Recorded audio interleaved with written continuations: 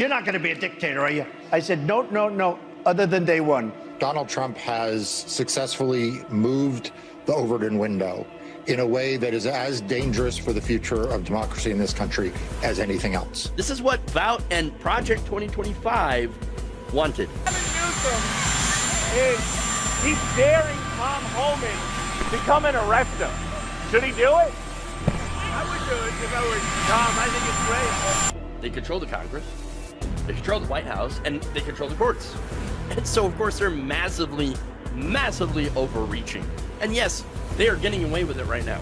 This is clearly a man who cannot tolerate criticism of him or what he does, which is exactly what authoritarianism is all about. The New York Times is just as fake as CNN and MSDNC. They really are the enemy of the people. What he is saying, rather bluntly, if you stand up to Donald Trump, he will punish you. Protesters in Philadelphia, state capitals in California, Minnesota, Michigan, Texas, Wisconsin, Indiana, and others showed up to oppose Trump, Musk, and Project 2025. US and President Trump has overseen America's largest military parade in decades as nationwide protests take place against his leadership. Demonstrations are happening right across the United States today to oppose the Trump administration. Two visions of America.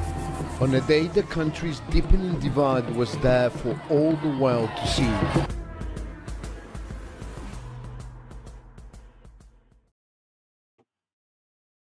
What's up, everybody? Welcome to the show. It's Tuesday, of course, and you're watching or listening to Logically Left. I'm your host, Jeff Waldorf, and I've got a lot of really important stories today. We have the usual mix, of course, of disaster plus Trump FAFO, Trump voter, the leopards eating very, very well. The buffet continues. We have another Trump voter who was racially profiled and is mad about it, of course. Big surprise there. I'm also going to talk about the threat to marriage equality. That's a really big story here, and there is a potential for the rollback of marriage equality. So, yeah. So that's something that we're looking at. Elections have consequences. Bad ones. Real bad ones. Then, look, first we're going to, of course, talk about the Trump DC takeover. And what I see is the possibility of using this to enact certain sections of the Dark Enlightenment.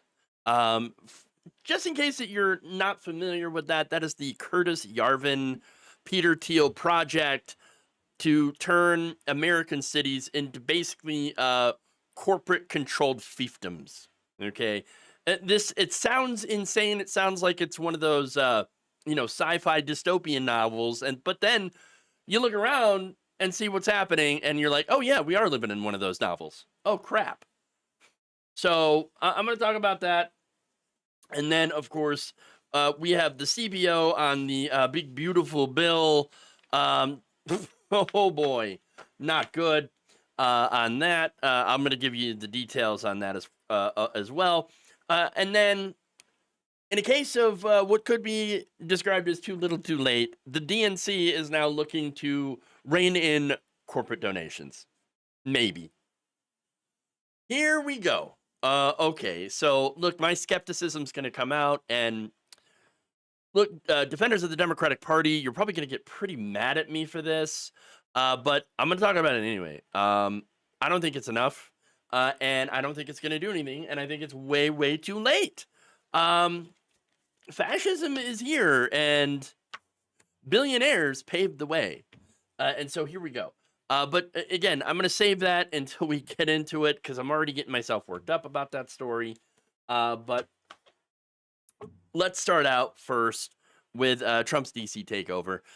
That said, before I dive into it, please like and share. Okay, very important that you do so. Please like and share the stream.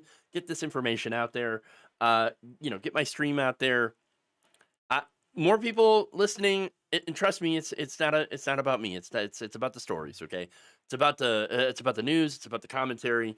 Like I want people to be armed with factual information.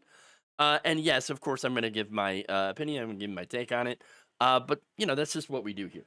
Okay, and so that's what I do, and that's what I enjoy doing. But again, the most important thing here is the actual facts, the actual information.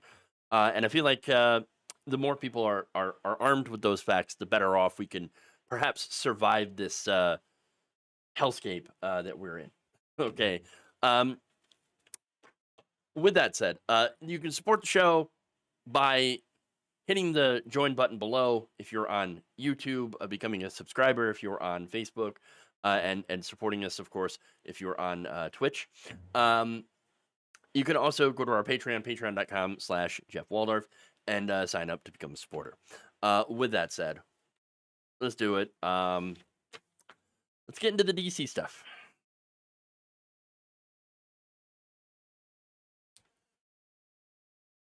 On Monday morning, President Donald Trump shocked the country by announcing the federal takeover of Washington, D.C., the nation's capital, okay, which is now being filled with National Guard, as well as, of course, the police force, the Metropolitan Police Force that has been federalized by Trump.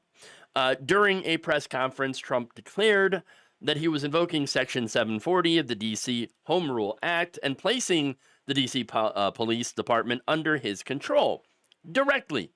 So, yeah, he's controlling the police now in D.C. Now, of course, he claims that I've got to do it because of crime. It's the crime. He said, I'm deploying the National Guard to help reestablish law, order, and public safety.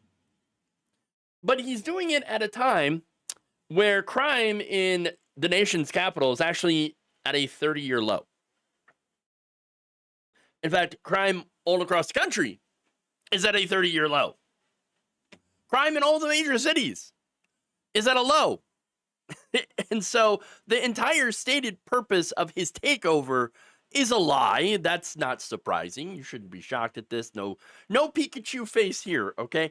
But even less surprising would be the fact that he watched, prior to this, a Fox News segment dealing with crime in D.C. before making the announcement, before making this decision. So, once again, Fox News propaganda. Trump's like, oh, now I'm going to, okay. Oh, look at that. Oh, big balls. Big balls. He got beat up by 15-year-old girls. And so, like a mob of 10 people, they tried to carjack him. Oh, my God, we got to do something about it. Big balls. So that's part of the justification here that he's using. But I think this could be actually part of a bigger plan. What do I mean by that? Well, let's put on our conspiracy hats, okay, for a minute. Or for like the next 10 minutes, okay? Look, this is outlined in the Dark Enlightenment, which, among other scary goals, advocates for the creation of authoritarian capitalist city-states. What? That's right. A city that is run by a corporation, specifically a high-powered authoritarian CEO, okay, that, uses various means to control the populace.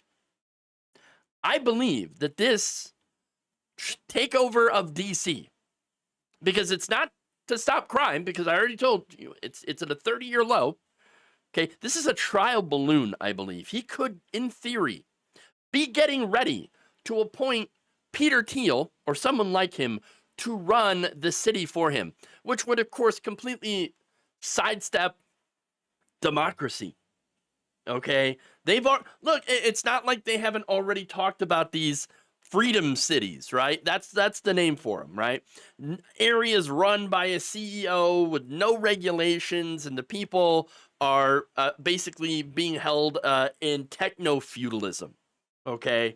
And now, according to reports from Wired, some of the groups that called for these so-called freedom cities have already been talking to Donald Trump. Okay, they've been talking to the Trump administration. They've been talking to Trump. They've been working to set these things up. Okay, and these people are the high-profile billionaires, like again Peter Thiel and Mark Andreessen, Trump supporters. Their organization, by the way, called Prospera, is supported by Pronomos Capital, a venture capital firm backed by Thiel and Andreessen. And in 2023, Trump had even talked about freedom cities. He's like, oh yeah, no, we got to do some freedom cities. Yeah, that sounds like a great idea. No, it doesn't. No, those cities would only be free for corporations.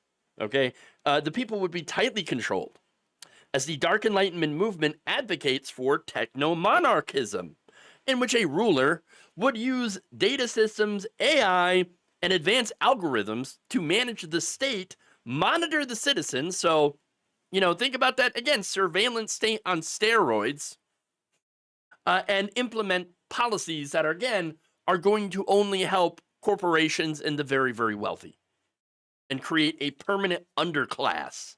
Again, this is something, by the way, aided likely by Elon Musk. When he was working with Doge, he had access to all the personal information of Americans through the SSA. How much did he steal, and for what purpose? This might be it. So yes, I do believe that this is a possibly a trial balloon for the takeover of other cities and the elimination of democracy at a city level, and the appointment of these tech feudalist CEO dictators, basically. I mean, again, imagine Donald Trump putting in CEOs that are loyal to him to run the cities as a giant corporation.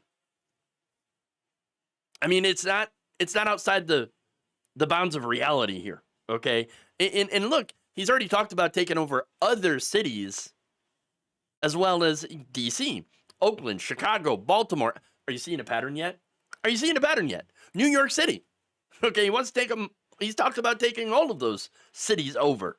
And again, it's the crime and all that. But again, crime's all down in all of those cities. For example, in Oakland, they had a decrease in reported crime rates in every single track category in 2024, according to data from the local police department.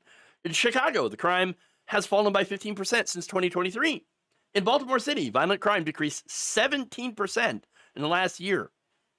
Homicides down 27%. Carjackings down 20%. New York City, the overall crime index dropped 3% in 2024. There was a 27% decrease in robberies and a 4% decrease in murders.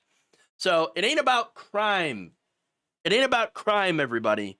Crime is down, not up.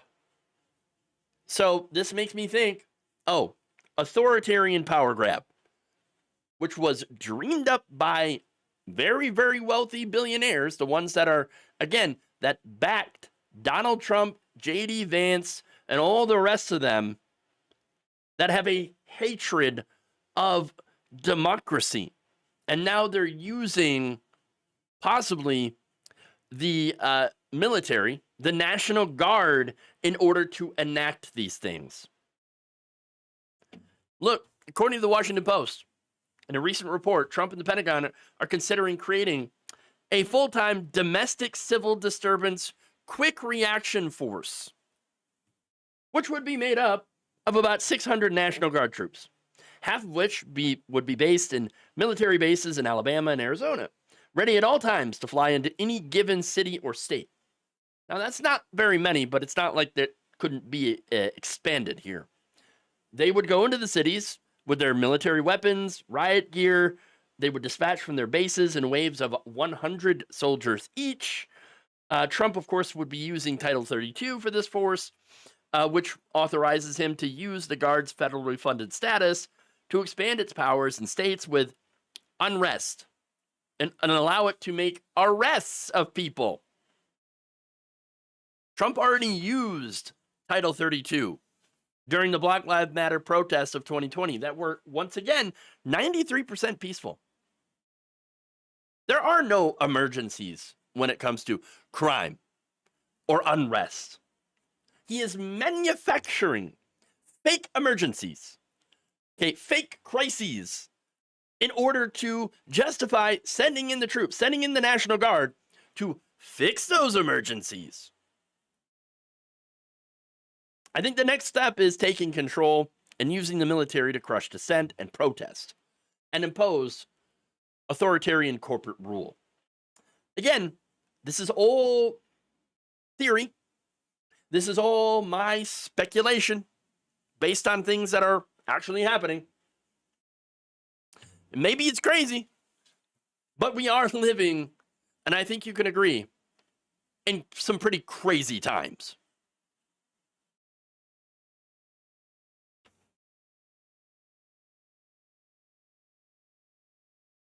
Okay.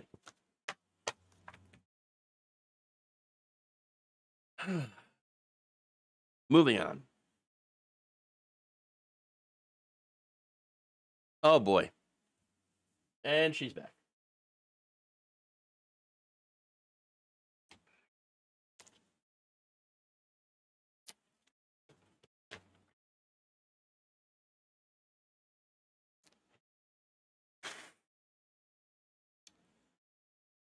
It appears the conservative movement has finally come for same-sex marriage. After overturning Roe, getting rid of transgender rights, literally erasing transgender people from the government, Republicans have now finally set their sights on overturning marriage equality. The Heritage Foundation majority has agreed this fall to consider a case explicitly asking them to overturn Obergefell v. Hodges, the decision that allowed for marriage equality to be protected all across the country. Now, the case, of course, was brought by former Kentucky clerk Kim Davis. That's right, she's back, who spent 6 days in prison after refusing to do her job, which was to issue marriage licenses to anyone who was legally allowed to get married, which included, after Obergefell, same-sex couples. So she refused to do that. And then, look, would you look at that? She got punished and then claims to be the victim after denying people their rights under the law. Right. Now, Davis is appealing a $100,000 jury verdict for emotional damages, plus $260,000 for attorney fees. In fact, she apparently is claiming that she has emotional damage from what happened to her. Now, look, this woman, she wanted to get paid government money to deny same-sex couples their right to get married because she didn't agree with it with her religion. Her religion being applied to someone else, to other people. Well, I don't agree with that. I don't consent here to you getting married, so I'm just going to deny you your rights under the law. That's not how the First Amendment works. That is not how freedom of religion works. But it doesn't matter. It doesn't matter. She claims that her First Amendment protections immunize her from personal liability for her denial of marriage licenses. So she's saying, well, my First Amendment, my freedom of religion protects my discrimination against these people when it comes to the law. Okay, I don't have to issue marriage licenses to you. I don't have to do that, even though it's literally part of my job and I work for the government. I shouldn't have to because I don't agree with gay marriage. But that's not all, okay? She also, in her appeal, claims the decision itself in Obergefell was egregiously wrong. Davis's attorney, Matt Staver, said in their petition, quote, "The mistake must be corrected." Meaning, of course, we're going to rip same-sex couples apart. That's the reality of the situation. Okay? Now, lower courts have already previously dismissed Davis's claims, and most legal experts consider her bid to be a long shot. For example, a federal appeals court concluded earlier this year that the former clerk cannot raise the First Amendment as a defense because she is being held liable for state action, which the First Amendment does not protect. Okay. However, I don't think that that's going to matter now because we have a Supreme Court that doesn't really care about that. They're activist judges. I believe that if they take up the case, and there's a good chance that they will, that they'll also vote to overturn marriage equality. I know I may be in the minority here in thinking that, but I'm just saying that assuming that the court will actually act in good faith and listen to the merits and respect the precedent, I think that's naive at best. I think it really is. Still, legal experts, they're people that are smarter than me, and I admit that. They're confident, though, that this won't happen. In fact, William Powell, attorney for David Ermold and David Moore, the now married Kentucky couple that sued Davis for damages, said in a statement to ABC News, not a single judge in the U.S. Court of Appeal showed any interest in Davis's rehearing petition, and we are confident that the Supreme Court will likewise agree that Davis's arguments do not merit further attention. Look, again, I'm not a legal expert, but, I get what he's saying. I wish I could be that confident. I wish I could be confident. But based on everything that's happened so far, I don't see a favorable outcome.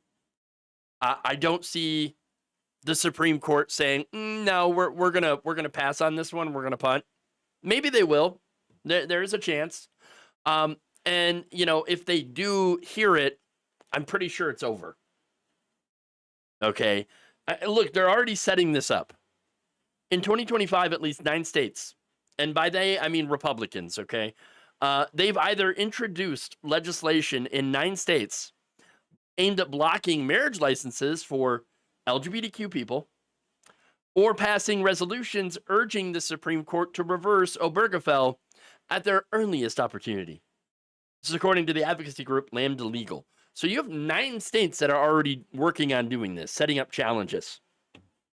Not only that, but in June, the Southern Baptist Convention, the nation's largest Protestant Christian denomination, overwhelmingly voted to make overturning of laws and court rulings, including Obergefell, that defy God's design for marriage and family, a top priority. That is a top priority. Not helping poor people. Not helping poor people. Okay? Not caring for the sick. Not defending immigrants, which, by the way, that's actually in the Bible. Caring for immigrants. Resisting, poor, the rich. Fighting against rich people. That's in the Bible. This is not. And yet, the largest Protestant Christian denomination in the country, that's their top priority. That is their top priority. Taking down marriage equality. And look, among Republican voters, support for same-sex marriage has dropped. Down from 55% in 2021 to 41% this year. Support for same-sex marriage is now a minority in the Republican Party. And a lot of that, of course, is right-wing media, but I think also maybe the fact that the right wing is being more honest about who they are. They never actually supported same-sex marriage. They were just afraid to speak out. And now they're emboldened to speak out against it. Now they feel like, oh, finally I can take the mask off and show you the ugly person that I am inside. The one that hates love. That just loves to hate. Hate against immigrants. Hate against minorities. Hate against people who are LGBTQ. That's it. That's what they want. Okay? And again, you have this same administration that now says we're going to go after homeless people. We're going to go after the unhoused and forcibly institutionalize them. Because they're mentally ill.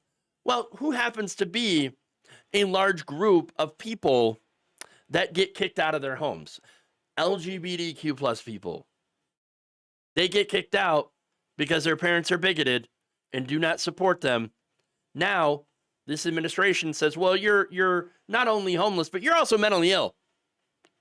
Yes, they're probably going to designate, they haven't already, being gay or trans as a mental illness. You hear them talking about it all the time, and then using that as a way to forcibly throw them into camps. That's the reality of the situation. Unfortunately. And I know it sounds crazy, but it's what's happening. It's the road that we are on. And it's a dark, dark road. Look, one of the people who was brutally honest about this is Justice Clarence Thomas, who was on the court, who'll be making one of these decisions. In fact, in 2022, he explicitly said, if we get a chance, let's revisit Obergefell. He said the justices should reconsider all of the court's substantive due process precedents, including Griswold, Lawrence, and Obergefell. These are decisions that deal with fundamental rights to privacy, due process, and equal protection under the law.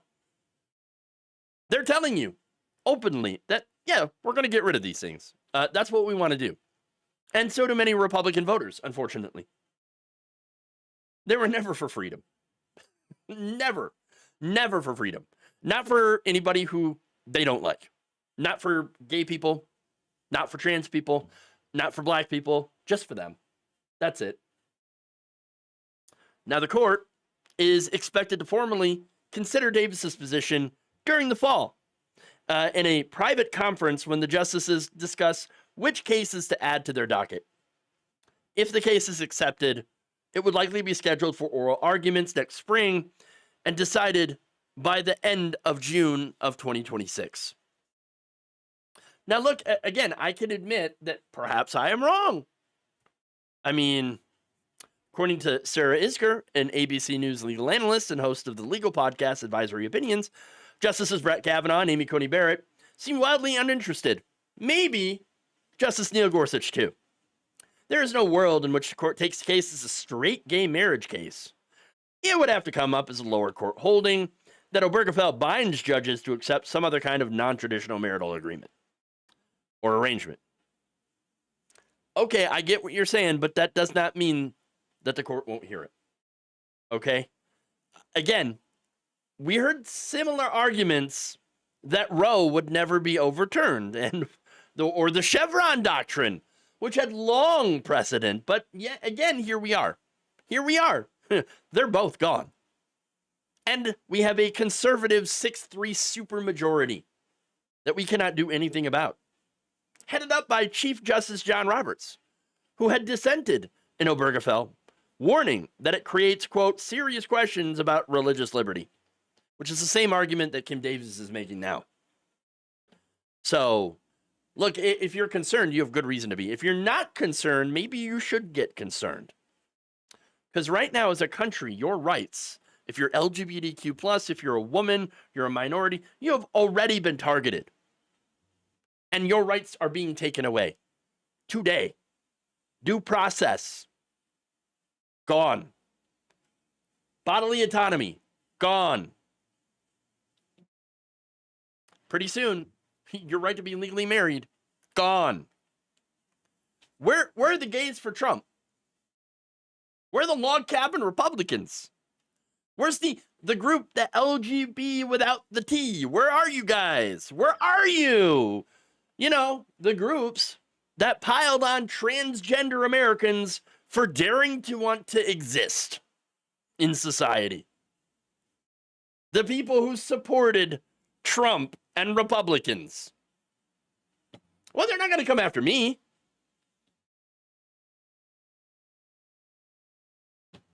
Really? Really? Because Republicans, they want to take your rights now. It's almost like, the leopards that we warned you were going to come after you are now coming after you. Potentially. They might be coming for your face next. And you can't say, we didn't warn you. Can't say, oh my God, I didn't see this one coming. Because you damn well should have seen it coming, because it's what always happens. Always. They're never done taking rights away from people who are not their people.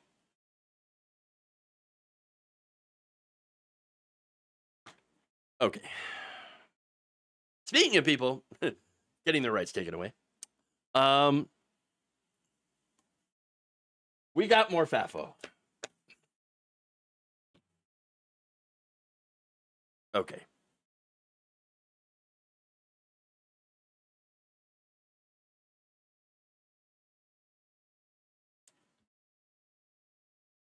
Yet another Latino Trump voter is regretting his vote after the leopards came for his face.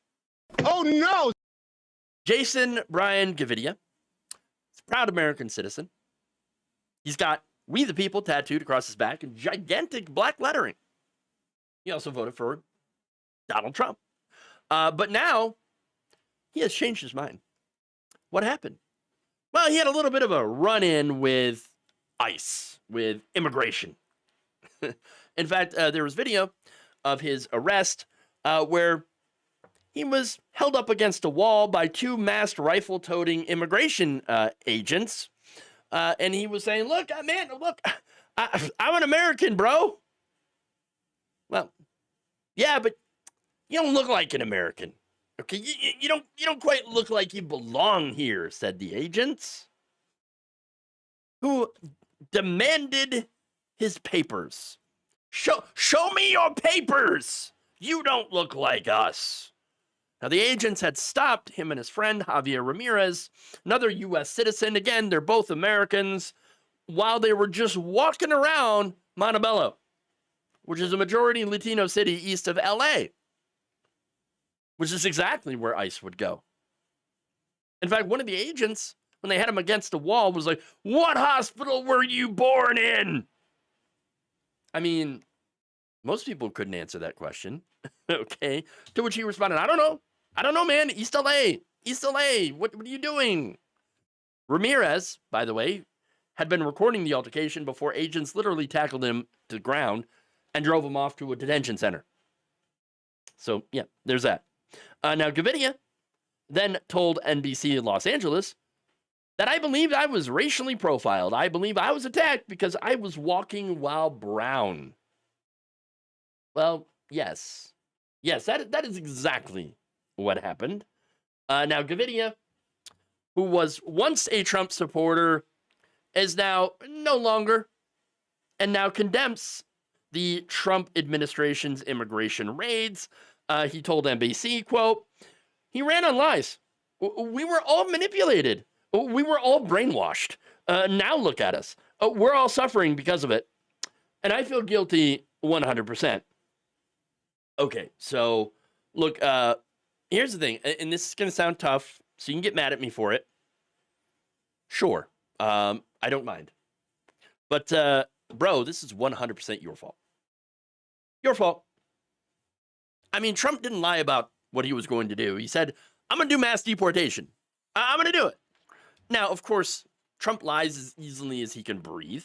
So, yes, he lied about only going after the bad ones, because most of the people that are arrested and profiled by ICE are not criminals. They don't have criminal records. Trump also lied about the open border. And that's a lie that they've been using for forever. Okay, there was no open border. He lied about Biden's border policies. Those lies were easily debunked. Easily. You see, Donald Trump is not just a liar. He is a terrible liar. He lies about things that, I mean, they're so easily debunked that it's shocking. Shocking that anyone could ever actually believe those lies. I'm sorry. It's shocking to me. Like, you actually believe this guy? Dude's a fucking idiot. He's rambling. I mean, it makes no sense. It boggles the mind how anyone could believe anything coming out of this man's mouth. How could you believe him? So, no, you weren't manipulated. Okay? You were not manipulated. You were not brainwashed. You saw, and this is my opinion, You saw a man that was promising to hurt other people, your political enemies, and you thought, cool, I'm in.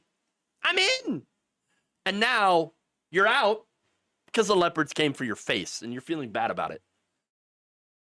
Harsh, but true. I told you, I'm not going easy on these people anymore, okay? I don't need to hold anybody's hand and say, oh, there, poor baby. No, you voted to hurt people. You voted in fascism. And it all gets worse from here, okay? That said, he asked, where's the freedom? Where's the justice? That's why I'm protecting the Constitution. A bit too late for that. I got bad news for you. Trump and his cronies, they've already shredded the Constitution. Again, he is out there literally ignoring court rulings that he does not like and enacting unconstitutional executive orders, and nobody is stopping. He's taking over cities, literal cities. Okay, it wasn't just LA. Now he's taking over other cities. He's taking over Washington, D.C. Still trying to eliminate birthright citizenship. He's gotten rid of due process. We are not trying to prevent fascism. Fascism is already here. Now we have to fight against it. Now, to be fair, Gavinia is actually joining the fight. In fact, he's one of the plaintiffs named in a class action lawsuit filed by the ACLU against the Trump regime. NBC Los Angeles reported the lawsuit resulted in a court order protecting individuals in Southern California counties from being arrested by federal agents based on profiling. Okay. Now, Gavinia also says he is holding Know Your Rights workshops and distributing cards to immigrants, informing them of their rights when interacting with federal agents. Look, all that's a start. All that's a start. That said, you messed up big time. But hey, at least you're not sitting around doing nothing and just complaining. I mean, credit for that. Credit for that. But I do think, and again, maybe I'm being too harsh here, but it's going to take so much more than doing just those things to help get us out of the mess that we are in, if we even can. I mean, it's years, decades at least. And this is why I'm being so hard on this guy and other people like him. It's not personal. It's not personal. It's just the fact that we are fucked as a nation right now. Well and truly because of their votes. And I believe that it is only going to get worse before, if it ever does, get better. And so, yeah, maybe I'm a bit salty about that, but I think I got good reason.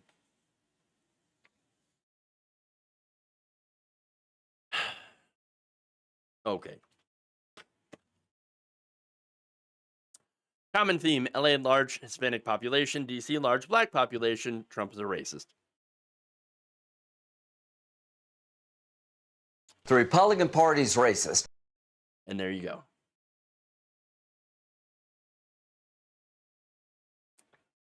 Moving on.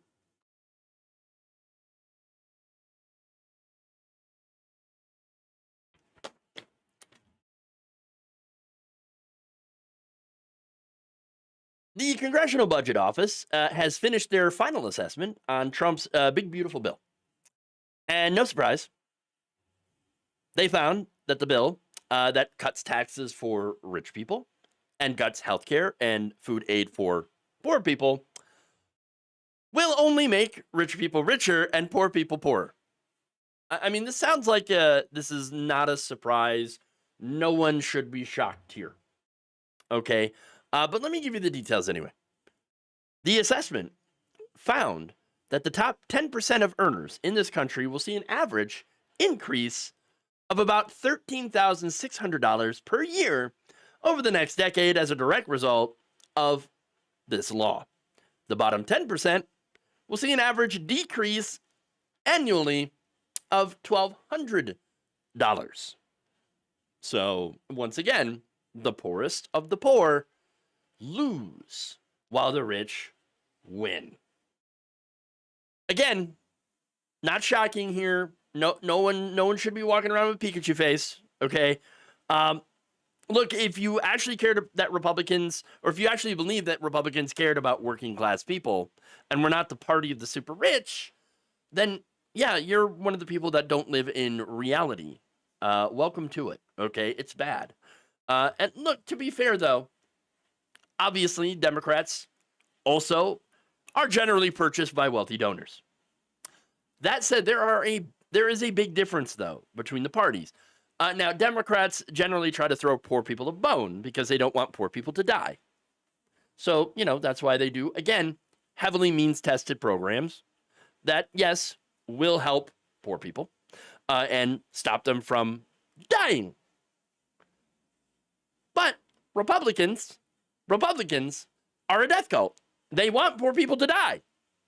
I mean, again, their policies are let them starve. Let poor people starve. We don't care. Let them go without health care. We don't care. We want them to die.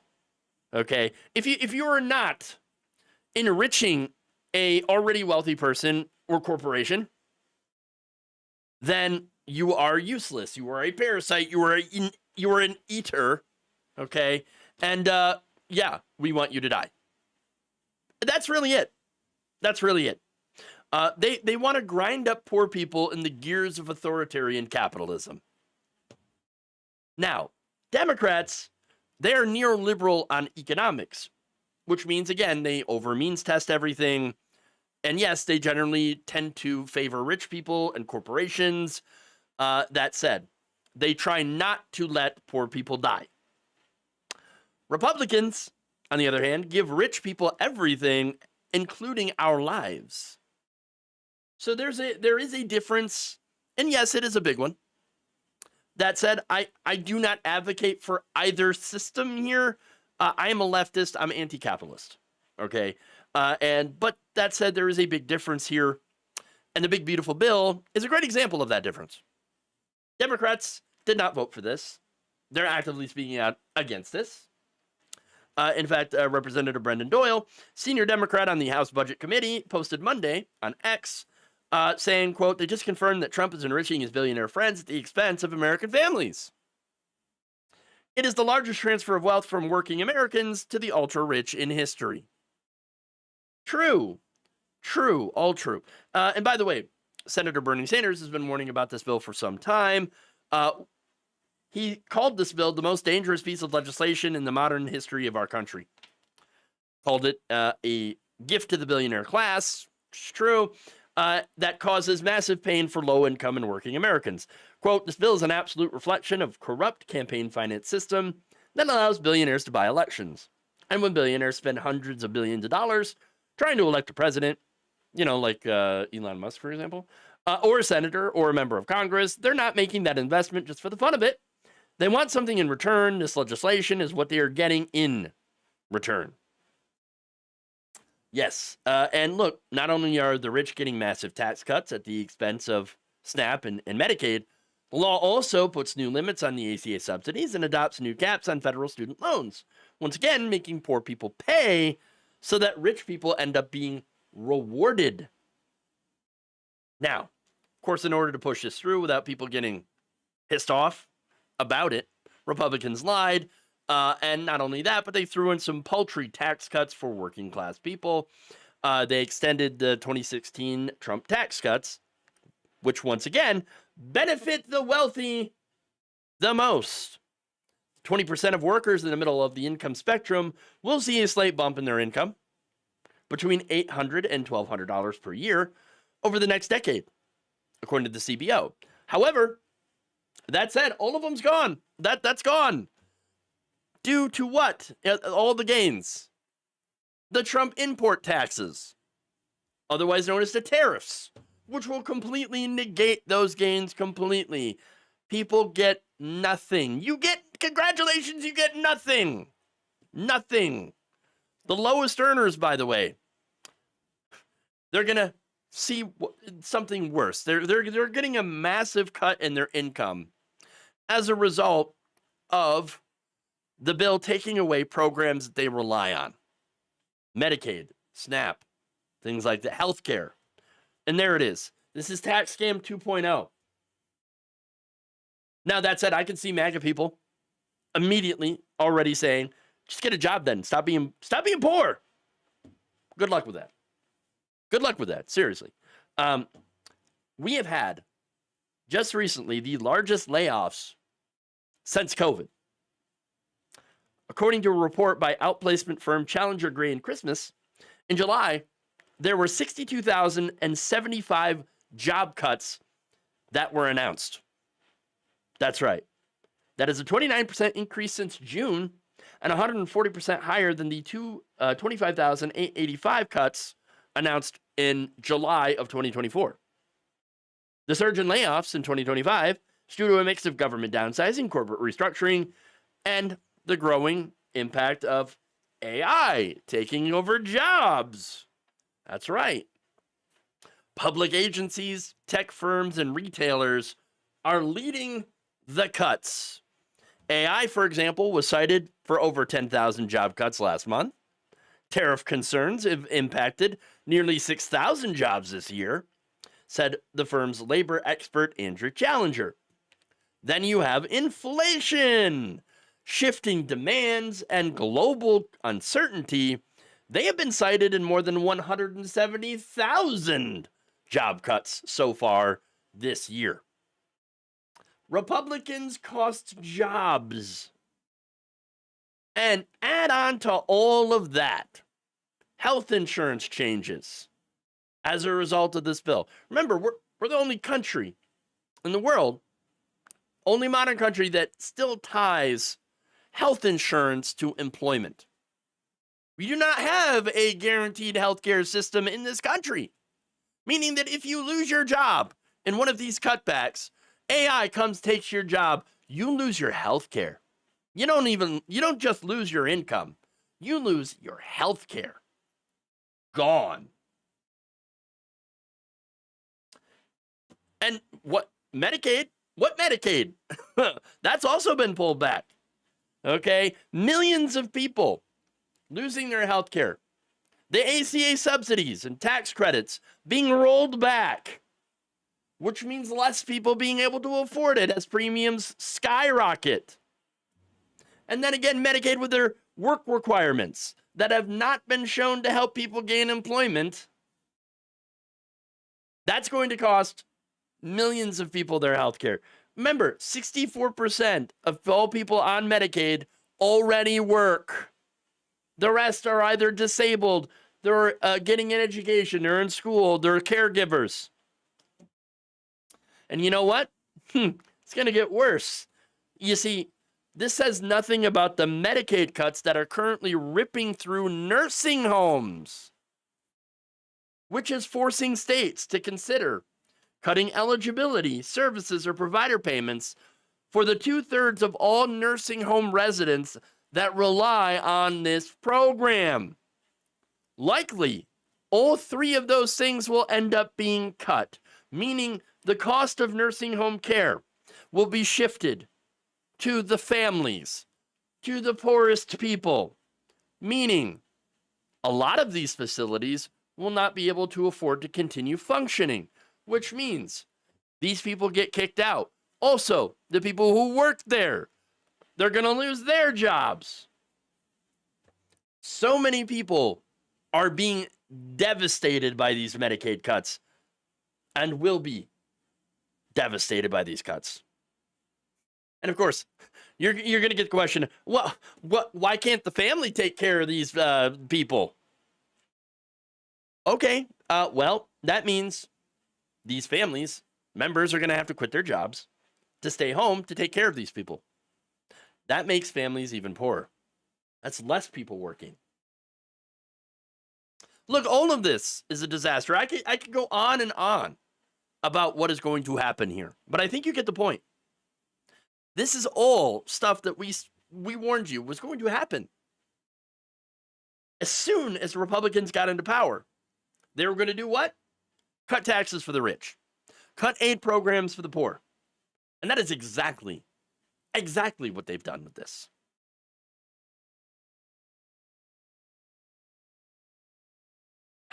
Okay. Republicans want to hurt people so bad in every way. It is so stupid that healthcare is tied to a job. Absolutely. Healthcare is a human right. I believe everyone, regardless of income or job status, deserves to have healthcare. And we do not live in a country that will do that. I'm a lefty and think people and don't think people should have billions of dollars. I agree with you. Every billionaire is a policy failure. And again, even in we go full leftist, right? There's still going to be people who are wealthy. They just won't be as extremely wealthy as before. They won't have, hundreds of times, thousands of times more money than their workers.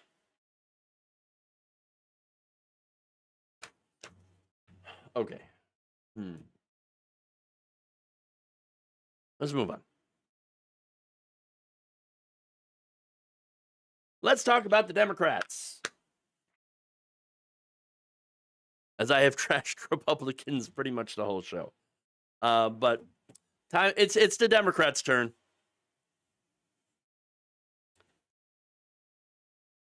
In a move that I believe is too little, too late, the DNC, chaired by Ken Martin, is apparently looking into restricting the role of corporate and dark money in their presidential primaries. Now, Martin says he plans to introduce a resolution at the DNC's August meeting calling on a new reforms panel, to explore ways that the party can eliminate corporate and dark money donations from the upcoming presidential primary cycle. It's according to a draft obtained by CNN.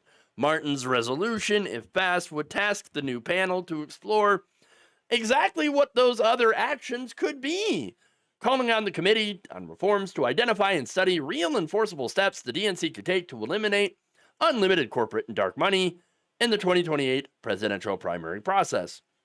The reforms panel would also develop a list of legislative goals to present to Congress. They plan on presenting their proposal to the full DNC next summer, in which members will vote on the resolution during their summer meeting in Minneapolis, which takes place from August 25th to the 27th. So, look, you might think, great. Yes, they're going to do a panel. But my cynicism is way up here. Cynicism. What I'm asking, why do you need a reforms panel for this? I think the solution is pretty obvious. Ban corporate money. Ban super PAC spending when it comes to your candidates. You can do that. Obama overturned those reforms. I'm just saying. That would be the easy thing to do. That would be the obvious thing to do. But it's the Democrats, of course, so there's going to be massive loopholes big enough to drive a truck through. Already, the draft resolution does not explicitly mention banning super PACs. And it's not clear whether it will ultimately restrict super PAC spending in party primaries. So already, this is nothing. The draft concedes that the only way to solve this problem in the long term is through congressional action and including a constitutional amendment to overturn Citizens United. So basically what I am seeing here is passing the buck. Hey man, what can we do? Well, let's just do a reform panel. Oh, okay. Sure. Look. Oh, but we could also overturn Citizens United. How? Currently, Republicans have a 6-3 supermajority on the court. And they're going to have it for the next generation. So that's not going to happen anytime soon. And Congress is owned by the owner-donors.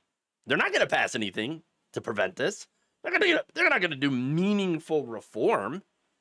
So, look, all this talk from Martin and the DNC feels really performative to me. It does. I'm not convinced that Democratic leadership would ever cut off the money spigot from billionaires and corporations. I just don't see it. I think it is inconceivable that they would ever really meaningfully stop the flood of money in our elections on their side. I just don't see it. Maybe I'm being unfair, but I just don't see it. I have no faith in this whatsoever. And again, billionaires, by the way, and here's the ironic thing, billionaires are one of the reasons that Kamala Harris lost in the first place. No, it wasn't transgender people, okay? No, it was billionaires. Look, the consultant class that gets paid whether or not Harris or whoever's running wins or loses, okay? The consultants told Harris not to talk about taxing the rich, not to talk about taking on corporate greed, not to talk about, oh, we're gonna meaningfully go after corporations that are, raising prices on everyday Americans, that are price gouging us. They told her not to meaningfully, promise that she's going to guarantee health care for every person in this country, guaranteeing it through Medicare for all. No, the owner donors, they said, shut up about that stuff and go travel around the country with Liz Cheney to talk about protecting democracy. They ceded all the economic discussions to Donald Trump.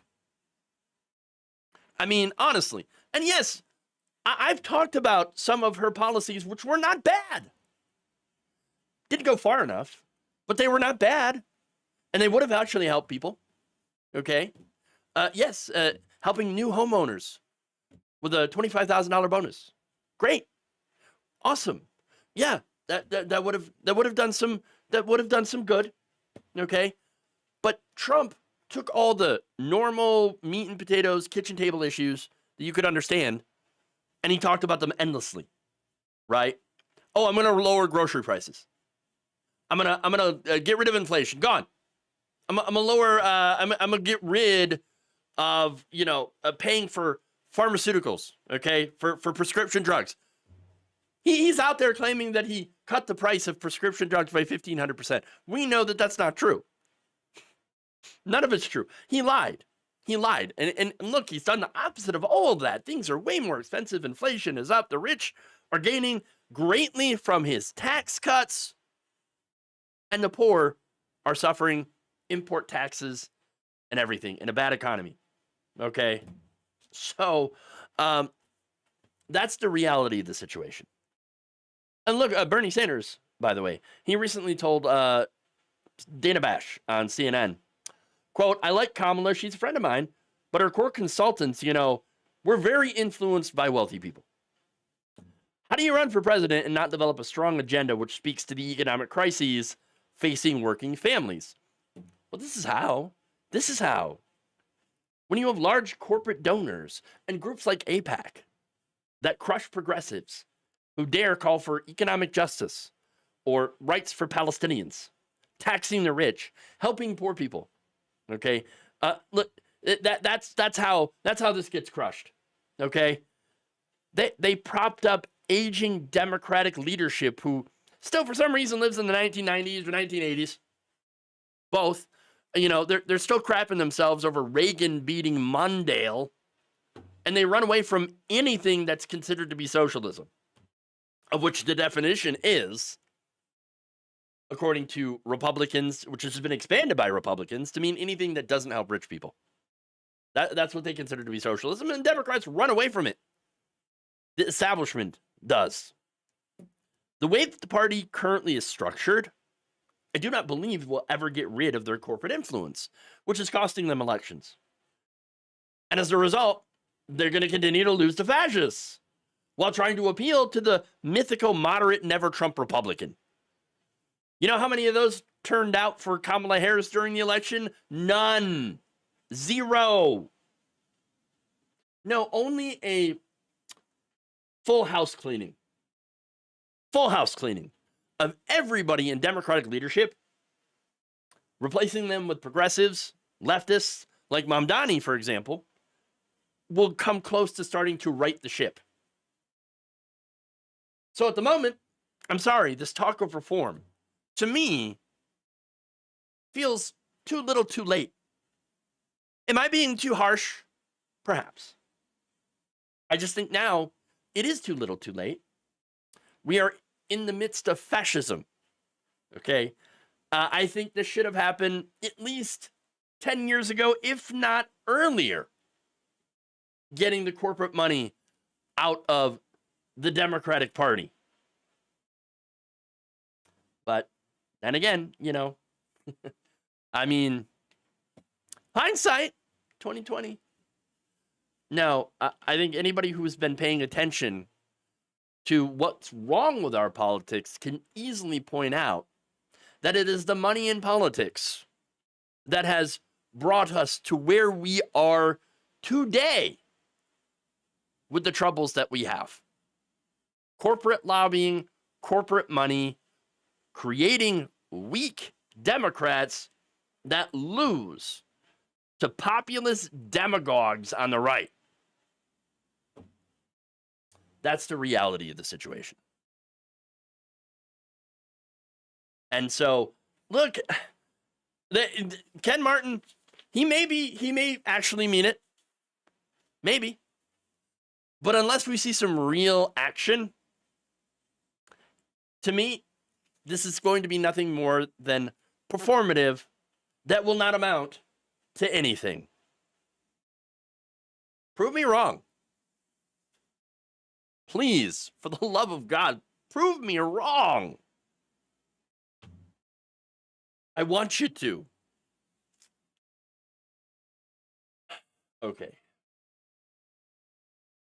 The ACA has helped a lot of people, a lot of poor people, but it basically is a massive subsidy to the insurance companies. Public health care is cheaper and better. Right on all those counts. Absolutely. Yes, and again, I have told you, the ACA has been helpful to a lot of people. At the same time, it is not enough. It is corporate wealth care that is a massive giveaway to health insurance corporations. Citizens United has to go. I agree, but also start revisiting some of those earlier pro-money in politics decisions that were made by the court in the 80s as well. You know, Bellotti versus First Bank. Okay, it's just one of them. Okay, because all of those decisions that came later after two very important Supreme Court decisions in the 80s that opened up the flood of money in politics into our system and allowed corporations to have free speech rights, which then they, again, use money as their method of free speech, built, like all of the newer decisions were built on those old ones. And so you want to rip out that system of money in politics. I know I do. You got to go after those. Root and stem to get rid of that corruption that the money in politics has brought onto our country. So I agree with you 100%. Okay. Democracy means people power. Money power is called plutocracy. Jeff has a good memory. Now that right there is not true. I have a terrible memory, and it's my ADHD. So, but yeah, I should remember that other Supreme Court decision along, that was along with Bellotti, but I can't seem to remember that for some reason, and it's super, super important. That's frustrates me because my brain should remember that, but it doesn't right now. So, that's why, again, hate my memory sometimes. Okay. So look, let's see. V-Man 29397 with a very kind super chat says, "What annoys me is people online screaming for DC statehood and also asking Puerto Rico without being aware of the state hooders in Puerto Rico are GOP. The governor just signed an executive order opening up El Yunque. I'm not sure how you say that for development, but that is Puerto Rico's rainforest. So, yeah, yeah. I know you were talking about earlier how it actually should be an independence movement for Puerto Rico. Independence, self-governance, all of that stuff, which would be a better deal, I guess, for Puerto Rico. But I have to look into how that would be a better deal. But again, it sounds like it would be being separated from this authoritarian government. Sharon Davies says, "We were challenging the DNC in these issues back in the 1960s and literally got the crap kicked out of us during the Chicago convention." That's right. And that's why the Democratic Party, from what I can remember, that's why they cracked down on their conventions. I mean, they kicked Hassan Piker out of the convention, most recent convention, for being pro-Palestinian rights. And so, again, that doesn't surprise me at all. The DNC has long fought against any reforms, which is why, again, I do not believe that any attempts at reforming this party without a massive change in all leadership will amount to anything. Most of us can't remember 2 weeks ago. I'm right there. I'm with you. All right, everybody. That's all I've got for you today for stories. It seems like it's enough, isn't it? Doesn't it? Yeah. It's more than enough. Okay. And there is so much more that unfortunately I can't even get to. I mean, God, we are so fucked. Okay, anyway. Thank you all. If you want to support the show, please like and share the stream. If you haven't already, sign up to become a patron or a channel member by hitting the join button below, becoming a subscriber on Facebook, or being a supporter on our Twitch channel. Thank you all. Appreciate you watching. Love you all. And remember, change begins with you. Please subscribe if you haven't already. And like and share, support all, share all our stuff, support the stream any way that you can, and support the show. Thank you all. Take care of yourselves, your families, your friends, etc., your communities, organize your workplaces, and stay safe. And we'll see you on this space, by the way. I'm going to be doing the stream live on this space tomorrow, not on the normal channels. So that's what I do every Wednesday. This space.tv, that's on YouTube. Check it out. Join me for that show because it's probably going to be another banger. All right. We'll see you then. Love you all. And try to have a good day.